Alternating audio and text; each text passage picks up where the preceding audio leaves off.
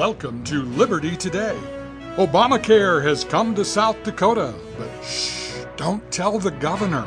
Howie and Wallman review the Gosnell trial, and Randazzo and Weaver talk about financial fears. All this and more on today's Liberty Today. Well, I think it's really common knowledge that Governor Dugard opposes Obamacare and that former Governor Mike Rounds opposes Obamacare. Sam Kephardt's here. Are you buying it? No, and it's really quite disingenuous. You know, I don't want to get into personalities with Governor Dugard or Mike Rounds, and obviously I know both of these folks. Let me give you the supply chain here. Tom Daschle, as in South Dakota Daschle, was very influential in helping President Obama both devise and implement Obamacare. Daschle has his hands and fingerprints deeply on that. After Mike Rounds stopped being governor, he and Daschle worked together deeply on this Obamacare thing. Now think about it. What's Mike Rounds' business? Well, let me think. Insurance. Yeah, let me think. Are we going to make some money selling some policies somewhere along the line? Well, perhaps. The point is, Obamacare is basically going from the Obama administration to Daschle, Daschle to Rounds, Rounds to Mark Johnston, who just resigned. He was a senator, state senator representing Sioux Falls, and very bright and able guy. He's a senior executive with Sanford Healthcare. Oh, there's another dot we could connect. And Denny Sanford, and into the Dugard administration. And what's happening is you have people, and it's not just the governor and his immediate staff. You have a lot of people in the GOP and the Republican hierarchy who publicly are doing, gee shucks, we really don't like Obamacare. Oh, I'm kind of getting dragged over the finish line to do this thing that I just hate. And meanwhile, when they turn around, all the money that they were writing off, you know, Rapid Regional and Sanford and these other healthcare groups who are huge donors to the current administration in the GOP and the people that are in the State House and State Senate, the stuff they were writing off is now going to become billable. So the front is, well, we're kind of getting dragged, kicking and screaming into this thing. You know, stop it some more, stop it some more, stop it some more.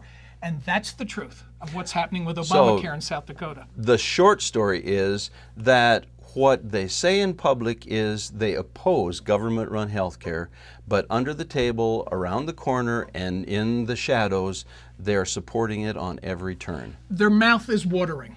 Yes, because they just can't wait. Well, they aren't going to have to wait. Well, now think about it. Politicians like pork.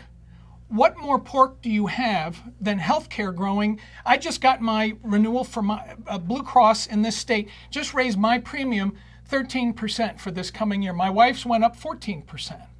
And I know some people that got 30% increases. So there's lots of money in pork, which is employment for people because they have to get administrators to do all this stuff. It just creates this huge morass that we're all going to end up paying for. And there isn't going to be any savings. And now, to add insult to injury, you have the IRS is going to administer it to make sure you're doing what you're supposed to be doing. That's the most frightening thing of all. It's bad enough that the government is going to make our health care decisions for us, but now the Internal Revenue Service, the most trustworthy agency on the face of the planet, is going to be supervising and enforcing.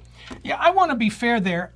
You know, I've obviously had some dealings. So you're going to depart from normal Sam. Well, with the IRS over the years, they have some very good employees, but at the end of the day, yes, it's true. Politics that runs that. I think the IRS has some very fair-minded people and some competent people, but at the end of the day, at the top, it's a political thing, and if somebody wants to use the IRS as an investigative wedge, well, they come in, well, we need to audit your thing here because of, you know, how many employees you have. Well, now they're on a hunting expedition to everything else. So personally, I think it is not a good trend, and I think the small business people are going to really have a hard problem. The big business people are going to take advantage of it. If you polled 100 people in South Dakota and said, would you like the IRS to be the enforcement arm of Obamacare, how many people do you think would say yes? Less than 5%.